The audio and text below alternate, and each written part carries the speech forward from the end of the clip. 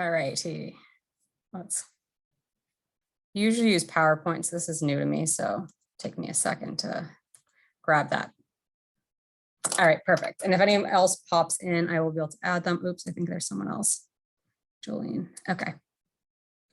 All right, so what I wanted to do with this mini masterclass is, I know we've been started with the reset and we've been getting a lot of momentum. I want to have an opportunity where I could have a little bit of slides and talk through a little bit more about macros and a little different approach. I think you've probably heard in the past, if you're someone who has followed macros, done macros, or it's all new to you, I think this is a great foundation to understanding things a little bit better. So I'm hoping this is going to be like 30 minutes or less as far as a brief overview. If there's anything that pops up that is something that you're like, oh, I'd love to hear a little bit more about, you can drop that in the chat, or if you have any questions. And what I can do is I can do like a little mini training in the Facebook group afterwards. So let me know if anything pops up. I always get paranoid that I'm not recording, but I'm good. All right, so to go back, macronutrients or macros are our body needs, it's our body's source of fuel, right? So we need calories in order to fuel our bodies, and macronutrients are the nutrients we need in large amounts, right? There's the micronutrients we've probably heard about before. Those are like your vitamins and minerals, things like that. We just shorten macronutrients to macros for short. So they give our body fuel. And there's three main sources of macronutrients. I'm not going to talk about a fourth macronutrient today because it's just going to be confusing, but alcohol is considered it. It's just not a required macronutrient, obviously. So there's protein, carbs, and fats. And there's a lot of foods that have, I'm just going to admit someone, there's a lot of foods that have multiple macronutrients in them, or they can contain 2, 3 different macronutrients, right? You think about something like, one of these chia seeds that has like carbs, proteins, and fats in it. So there are 3 main macronutrients. And again, like we need them in all different varying degrees. They're all important. It doesn't matter if you're someone who's vegan or are gluten-free or anything like that, you still eat all 3 different macronutrients. And all foods have calories and contain 1 or more macronutrients. I'm just gonna, sorry, pop this up. I think, I just want to mute. I need to make sure it's muted. All right. So all foods have calories and they contain 1 or more macronutrients, like I said. So if we know what is macro counting, right? Macro counting is a form of tracking the macronutrients or tracking, counting macronutrients of how many grams of each macronutrient you're eating. So it's similar to calories, but what we're doing is we're paying a deeper attention to a little bit more balanced. I'm going to talk about kind of the difference between calorie counting and macro counting, because we're focusing more on getting enough protein, carbs, and fats. And it can come, I want to show later that there's like multiple ways to do what we would call macro counting, right? Or just make sure that we have a well-balanced diet. So why not just count the calories, right? There are so many benefits to understanding and having more balance with your food, or macro tracking in general. So when it comes to macro tracking, there's no food off limits, right? So you can fit anything into your diet. There's no off plan, like foods that are on plan, foods that are off plan. We've all done those crappy diets and it's like, you're not allowed this, or you have a meal plan. And then all of a sudden you're like going out to dinner and you don't know what to eat because that wasn't in your meal plan, right? Or we can only like suck it up for so long before things don't work and we fall off track. And then all of a sudden we're feeling frustrated with ourselves. So the difference with macro tracking is we're focusing on this like abundance, right? We do have like a budget of macros, so to speak, but we're focusing on fueling ourselves up with enough, not just focusing on eating as little as possible and losing as much weight as possible, because that never works. We've all probably done that before. It's a way to fuel your body and fuel your workouts. It's effective because it's evidence-based. There's no other program or thing out there that is so precise that there's always a way to either, if you hit a plateau, make a change, or exactly what's happening at pretty much all points in time. And there's no other thing out there like keto or paleo or anything like that you really have an understanding what's happening. You're on keto, then all of a sudden you hit a plateau. You're just like, I guess I'm going to cut even more carbs out, like, what do you do next, right? And that's what makes it so effective, because it actually works. There's research studies out there. We know that our bodies are fueled by calories and macronutrients. So there's ways we can make adjustments to make, build muscle, lose body fat, maintain our body. And it helps keep you energized. I don't know if you've ever done like a lower carb diet or a lower calorie diet, but I know every time that I would do that, either sleep gets thrown off, or I'm exhausted all day and I'm feeling like I'm just like doing anything I can to stay awake, drinking all the coffee. So it helps boost that energy. And that's one of the biggest things that women will start to notice is when they have more balanced meals, they start to have more energy throughout the day. Once you start taking care of your body and starting to fuel it properly, you start realizing you're feeling better. And it's also an opportunity to keep your hormones regulated. And then what I'm talking about is not only just like your female hormones, but other hormones like thyroid hormones, even just like your hunger and satiety hormones that signal to your body when you're hungry and when you're full, making sure you're really taking care of your body. So that's under control, right? And you're not ravenous or anything.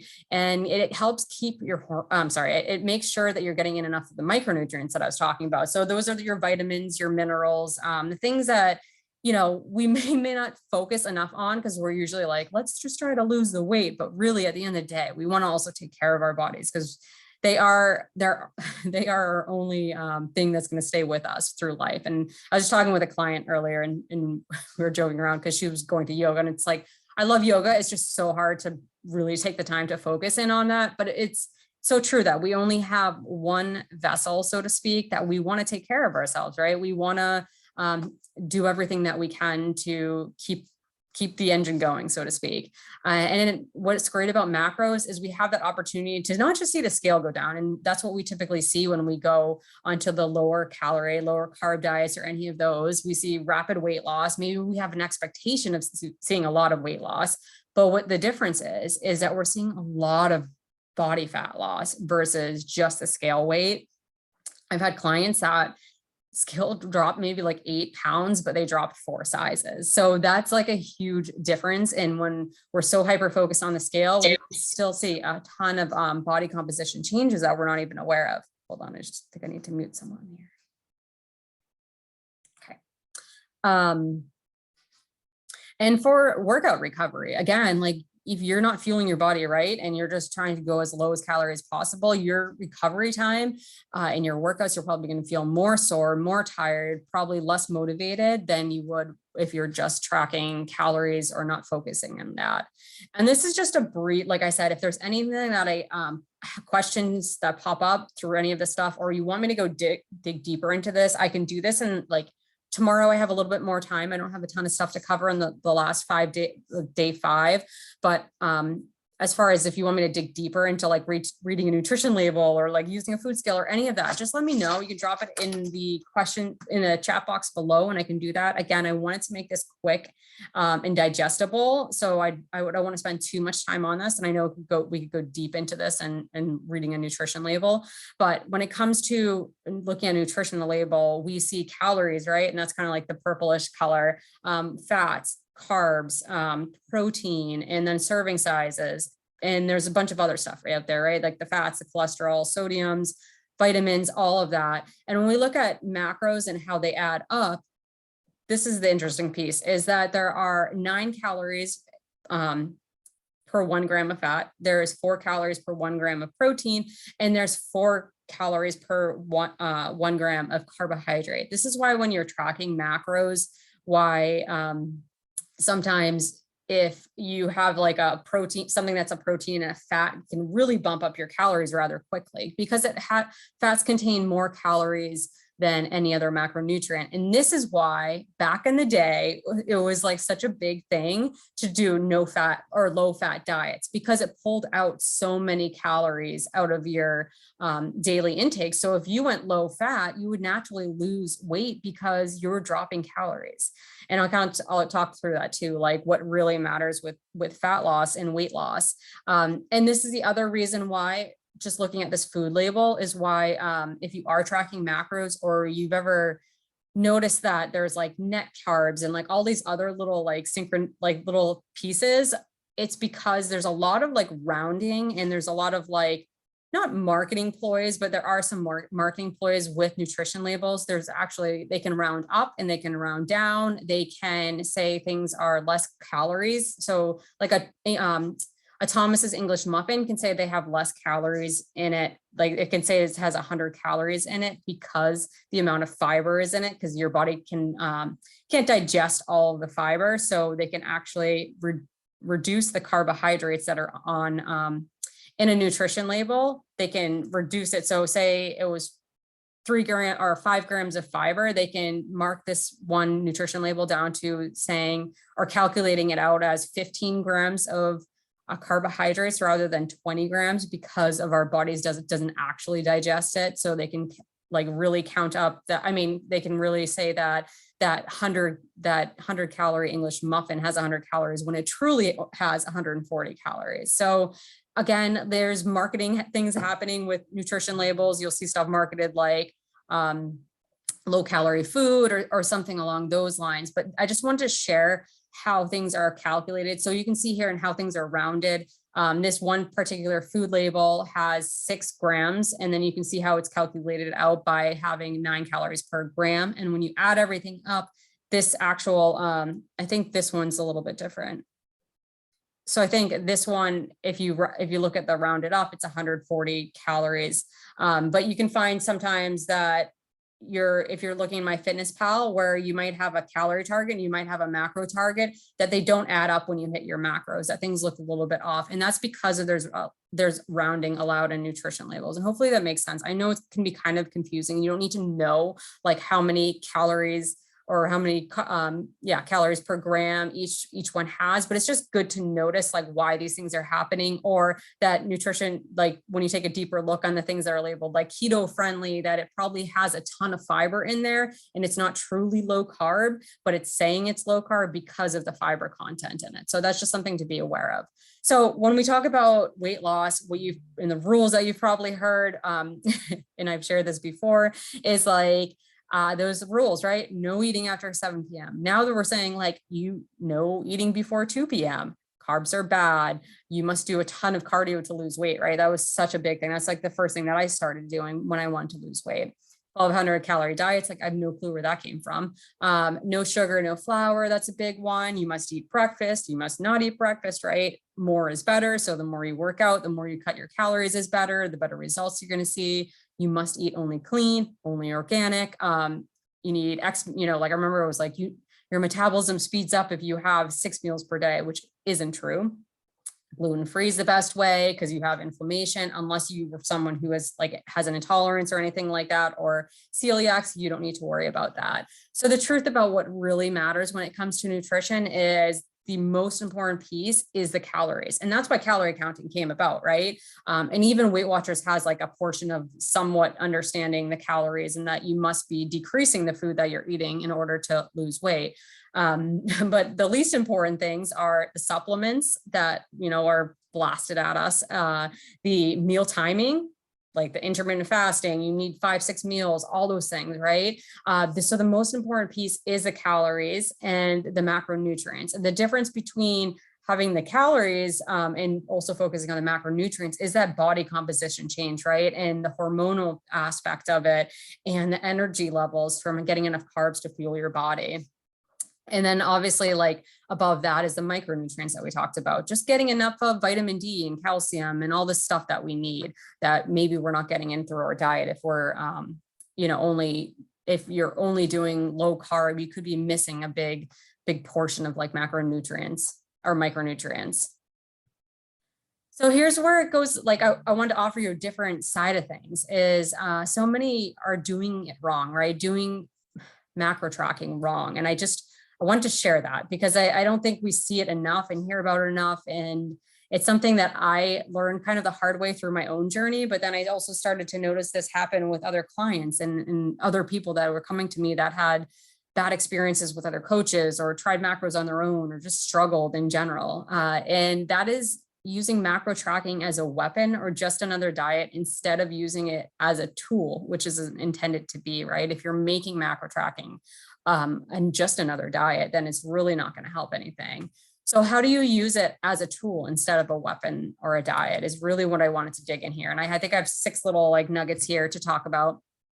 And the first thing is food quality. And the mistake that I've seen is back in the day, like when it first came out, macro tracking, it was like IIFYM, if it fits in your macros. And this is where like the Pop-Tarts started popping up and all those like fit this in and like all these like crazy things people were fitting in, right? The donuts, and that was like huge. And it's not to say that you can't eat these things. Like that's what's amazing about tracking macros is that it's about like 80% fun foods and like 20%, I'm sorry, 20% fun foods and like 80% whole nutrient dense foods. But when you make it and you're trying to fit everything in, you're missing out on some big stuff like fiber. And again, like the micronutrients. And yes, you can still lose that body fat, but you're going to see your body's going to respond differently if you're filling up, you know, like 1,500 calories a day with like whole foods versus like 1,000 calories a day of alcohol. And I've seen this before, and I've seen clients that are in a calorie deficit and they're drinking a ton, or their quality of food has gone down and their body is not changing. Their body's not responding well. They're holding onto water. So it's really, again, we're not just making it like, let's include as much as we can of this foods, but making it balanced. So the fix is really paying attention to food quality. One big thing is focusing on fiber content, and making sure you're getting enough balance, you know, and including fruits and veggies and lean proteins and making it a true lifestyle, right? And making it about habit change. What I see often too is people will go into it making massive changes when they're in a cutting phase, when they're in a weight loss phase, and then they go back and unravel it all. When they go back, they're like, oh, well, I could only, you know, I'll make the changes for the weight loss phase. And then afterwards they end up losing progress because they didn't really change the food quality and learn from what they could have in the weight loss phase to apply it to their maintenance phase. And the second piece, the second mistake, or the second thing that I would say to not use it as a weapon is to have, you know, use macro tracking through all phases of life, so to speak.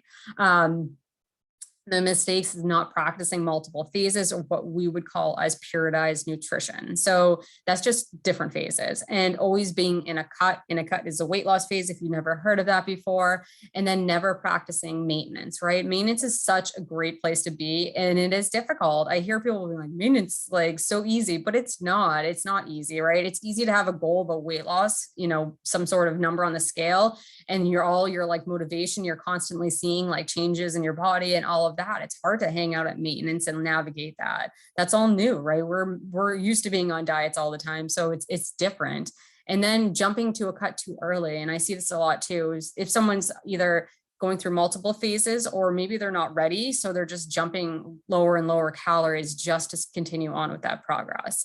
And that fix is using all phases, understanding like hanging out maintenance, feeling what maintenance feels like, because it is amazing. It truly is. Like when you actually feel your body and you have a workout and you're at maintenance working out, or you're learning what it's like to just like live at maintenance, or practicing a reverse diet and understanding what it's like to see increasing calories and actually learning how your body responds to that.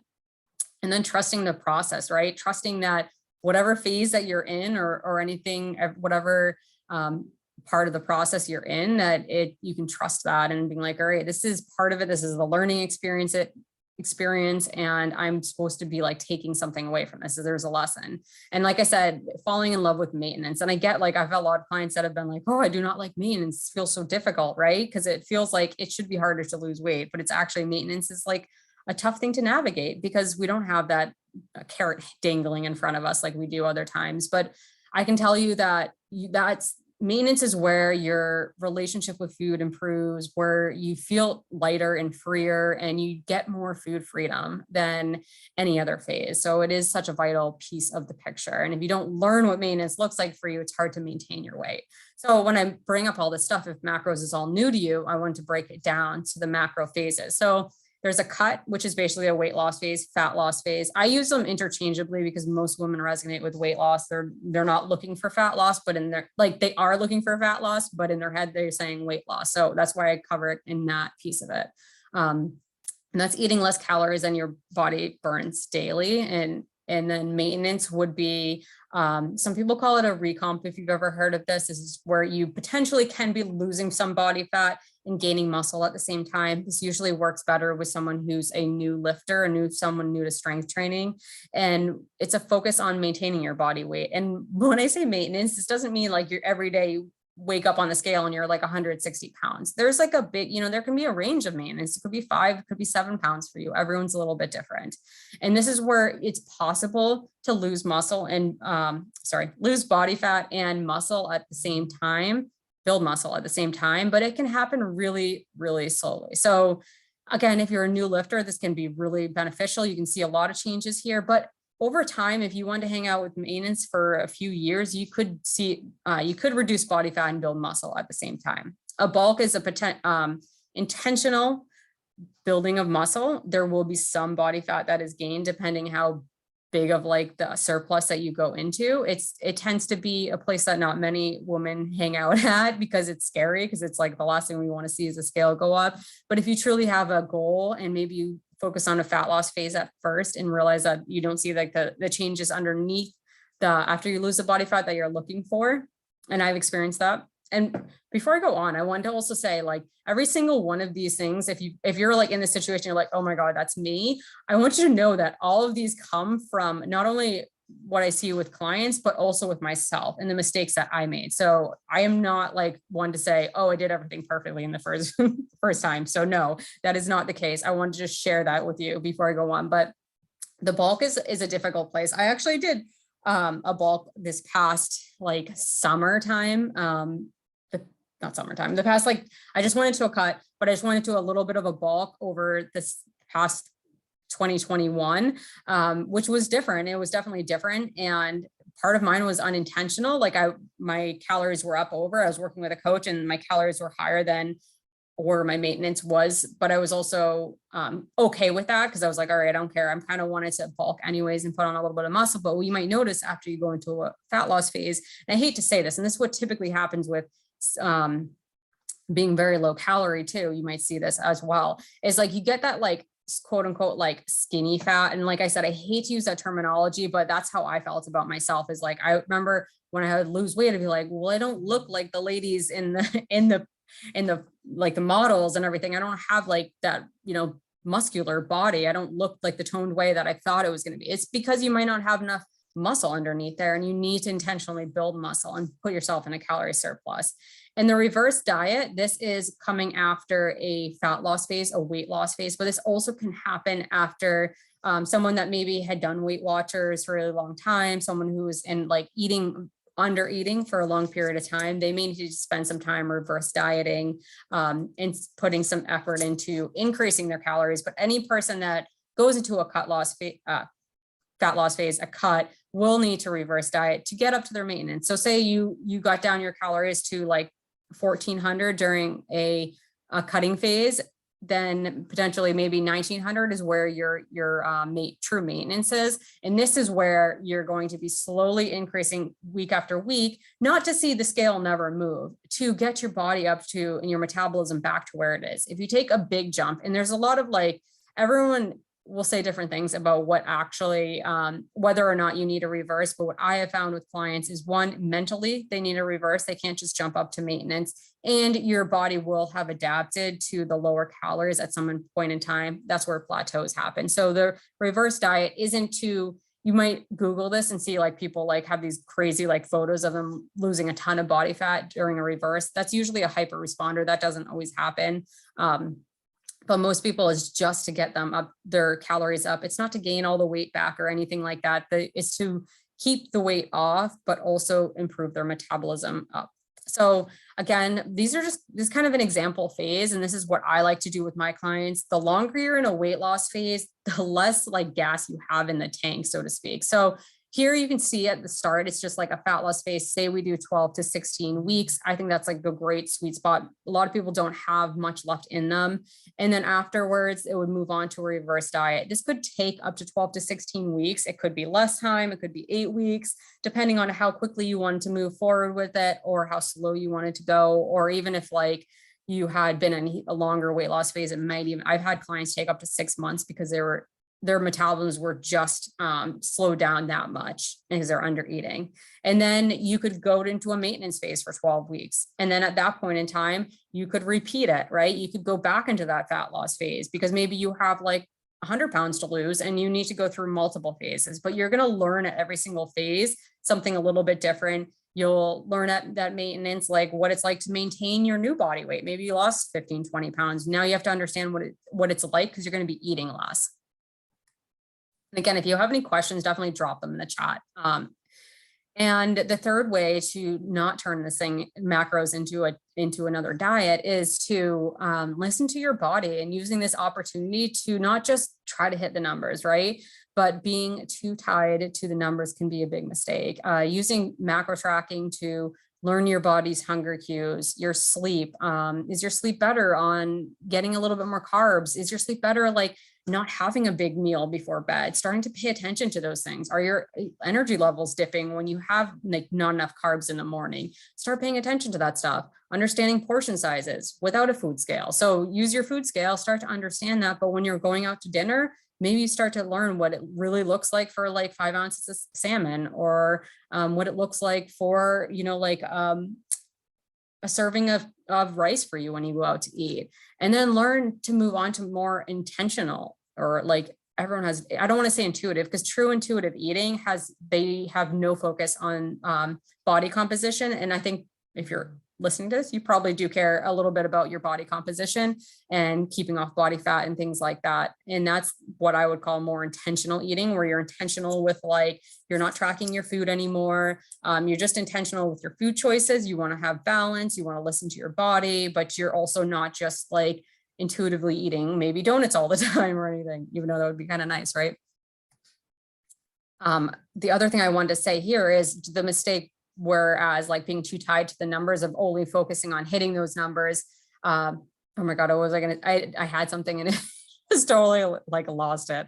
I'll remember in just a minute, but just being too tied to the numbers can feel, you know, oh, that was what I was gonna say, can be a way you use it as like another diet, versus someone who, like, there might be a situation where I see this happen all the time, is like, you're too tied to the numbers, you overate, so you're just not going to track the rest of the day because you don't want to see that data in there, right? And we're using this as a tool. So part of the tool is like when you overeat something or you eat more, it's not to use it as judgment, just use it as an opportunity to see what's going on. Like, oh, I went over, so maybe this week I'm not going to see the changes that I want. And just, again, using it as like an approach to a detective, a scientist, something like that.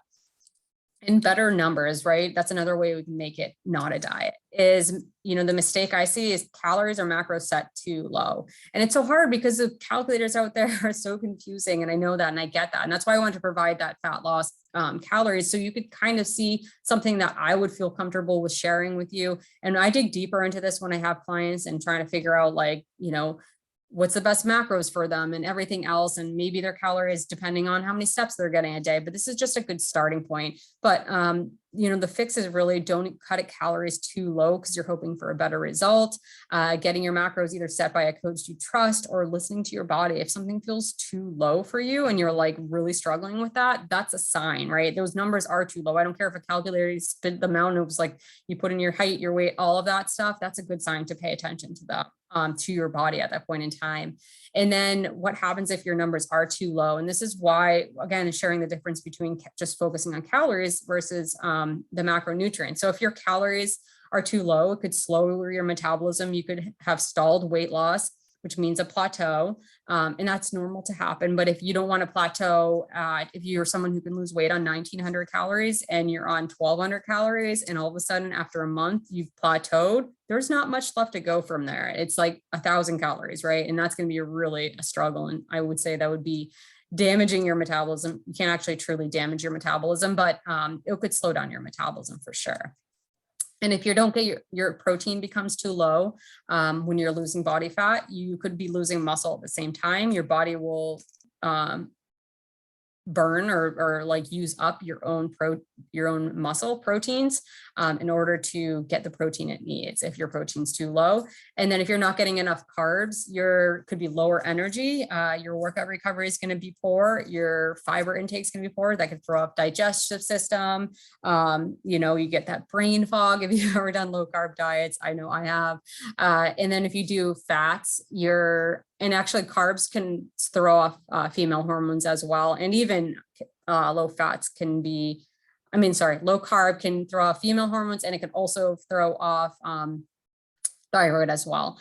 And then fats can throw off your hormones in general. And that's why we care about making sure they're not too low, your female hormones, your thyroid. We have fat soluble vitamins that we need, like vitamin D, and we need to have enough fats in our diet in order to absorb those micronutrients. So the fifth one, and I only have these are the last two. So again, I'm checking my clock because I wanted to make it short and sweet. So again, thank you for joining, and I will be done in just a second and we can open up to Q&A. But so we want to make it fit your life, right? There's nothing worse than trying to be in a diet and it feels like you're revolving your life around your diet than making your life, your macros revolve around, or your diet revolve around your life, right? So, or never taking a break from tracking. Those are the big mistakes. Or again, going back to if it's not perfect, you don't track it, or becoming obsessive with it. It becomes I'm sure this on one of the lives that oh, I have to log into my FitnessPal every single day so I can see that streak that I have, or the panic that happens if you didn't, you went out to dinner and you don't know exactly what you're eating, right? That is not a way to live, right? And then it's not to make you feel bad, I feel that way too, but it's oh, that's just an opportunity to be okay, why am I feeling this way? If I don't have complete control, what is really going on in this situation? Sorry, there's something in the chat. I'll look in just a second. So we want to make it to work for you, and that's the fix, right? Letting go of perfection. We can't be perfect human beings here. That's just, we got to let go of that. And no, there's no right or wrong way to do it. If you want to not track every single dinner that you have, that's amazing. Just do that. Make it easy for you. Keep yourself 600 calories at night because you're going to have about 600 calories. And if things aren't working and your fat loss is not going in the right direction, then that's an opportunity to change it up and to do something different. And maybe you reduce the carbs in your dinner time meal or something like that. Just make it work for you. Make sure you understand whatever makes most sense for you. I'm gonna pull up your thing because it looks a little bit deeper. I'll go into that in just a second, Cindy. I just want to, like I said, I want to get through this last little piece.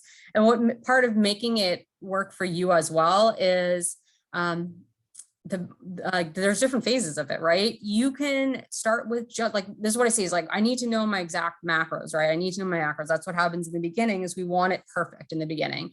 And I will tell you, until you get your calories right, there's no point in tracking macros, because if you can't hit calories, which is a little bit easier because there's no there's not a ton of planning, then you may not be ready to move on to that, into tracking carbs, proteins, and fats. I will tell you that 80% of my clients probably are just tracking calories and protein, and that's enough. And that's totally fine. That's totally flexible. So making it fit for your life is important, and so you can start with just calories and hang out there until you get that down and you're good there. Then start with protein and calories. And then afterwards, you can start with tracking all macronutrients. And here's the thing, you can make it look any different, however you want. It's choose your own adventure, right? So you can, say during the week when you feel like you have a lot more structure, you can just track calories and protein. I mean, you can just track carbs, proteins, and fats. You can track all macronutrients, but maybe on your weekends, you want a little more flexibility. So you're going to track just calories and protein. Again, it's choose your own adventure. You make it work for you. And this last little piece is macros aren't magic. I wish they were, and it feels like they are, and they are amazing macro tracking if you aren't doing any type of the mindset work. So the mistake I see is expecting macros to resolve emotional eating patterns, the reasons why you're falling off track. I'll dig in a little deeper. The understanding your trigger, what we do to fix that is understanding your triggers, patterns, emotional blocks, right? Because you can have the perfect macros, but if you can't stick to it for some underlying issue that you're maybe reoccurring in your life constantly, then it's always going to go back to the same thing. So some of the patterns that I see is like maybe grabbing the candy bar at 2 p.m. when you feel a little tired and sluggish towards the end of your workday, eating mindlessly when everyone goes to bed, like you find yourself just like rummaging through the cabinets when everyone's sleeping, like everyone, it's like quiet time. If you got kids and you're like, oh, it's my time. And it's kind of like people feel like it's boredom eating. It goes much deeper than that. Ordering the burger and fries while everyone is, when you're all out to eat, when you're like told yourself, you maybe even pre-tracked, like I'm going to order the salad. And then all of a sudden you're just like, what just happened? I felt like FOMO and you order the wrong thing. You order the burger and fries. Having a fight with your husband or significant other and find yourself numbing out with alcohol or junk food or falling off track on the weekends, whatever that looks like for you, that may be a struggle. You may call it emotional eating, something like that. Everyone calls it something different. And I share this in my self-sabotage workshop, but it's just a real quick little like deeper dive thing into this, is we have an event that causes a trigger in this unconscious decision and this automatic action, which is that mindset piece that we need to work through and why macros isn't enough only. So what this can look like, and this could be, you get home after a long day of work and the sink is full of dishes and your husband's sitting there on the couch and you're just like, oh my God, like that anger, the like frustration, you feel unappreciative. That's like that. The trigger is like your husband doing that thing that just like irritates you. I'm just picking on him today. Don't mean to pick on him. And then you might feel like I worked. So the stories you might be telling yourself, I worked so hard. He doesn't respect me. He doesn't even care about me. I'm being taken advantage of. He's sitting on the couch, freaking on Facebook, watching the game, whatever that is. I'm not appreciated. I don't feel loved. And then it causes you to make that unconscious decision to grab the cookies, to say, screw it, like on my diet, to skip the workout, to drink the wine, whatever that is. And part of the mindset work is to break the unconscious piece of it, that last like top part of it, and start to build out new patterns for yourself that are more aligned to the results that you want. And just having the macros like bottled up like that and just like in a nice little like format, like here's your macros, doesn't always work. And that's where that's why there's a big difference of just having the macros and why the macros aren't magic. So again, like I shared some like the negative sides of tracking, but there's so many positive things. Like it truly changed my life when I learned about macros, and that it wasn't all about making myself smaller all the time. Like it was like taking up more space. And that's what really like lights me up. And that's why I love talking about nutrition and so much more. And that's what, again, like what I'm here for. So, because there's no food off limits, right? You're not stuck on this diet feeling like you're left out because you're going to the kids' birthday parties and all of a sudden you can't eat anything there because you don't see your keto friendly foods there. You can achieve your body composition goals. I mean, there's nothing more frustrating than going 10, 15, 20, 30, 40 years. I still talk to women like in their 60s, 70s that are still trying to lose the same body fat they've trying to lose for years.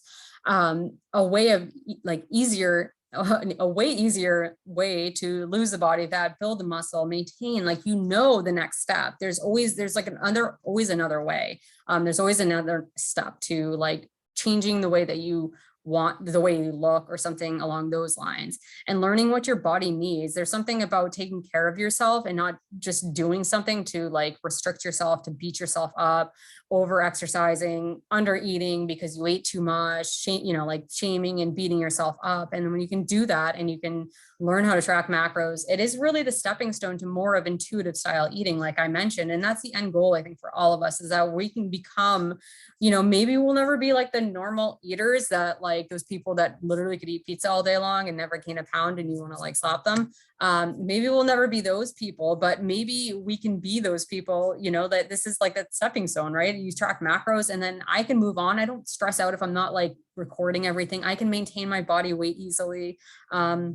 I can play around, I can add tracking in, I can take it out, and it leads to freedom with food, right? Which is what we're all looking for, and to end dieting forever, which is like how amazing if your head wasn't just like filled with like, what am I, like all the dieting stuff that we worry about, like what's the scale saying and this and that, and like everything like that. I can tell you that on the other side of like getting and understanding and tracking macros and having that journey and the inner work as well, that you no longer have that. You don't stress about it. It's not like I used to spend, I don't know, probably most of the my waking hours, like first beating myself up because the scale went up, then like kicking myself for eating the food that was off track, then worrying about the clothes that didn't fit me and like crying in my closet. And then finally like feeling in touch and in control with yourself. And that's such like a key piece for that. And then, hold on, why are you popped up? Sorry, I'm trying to read this and it's like right there. I just need to pop it up. Okay. And understanding your body and really tuning into that. You have a lot more respect for yourself when you can take care of yourself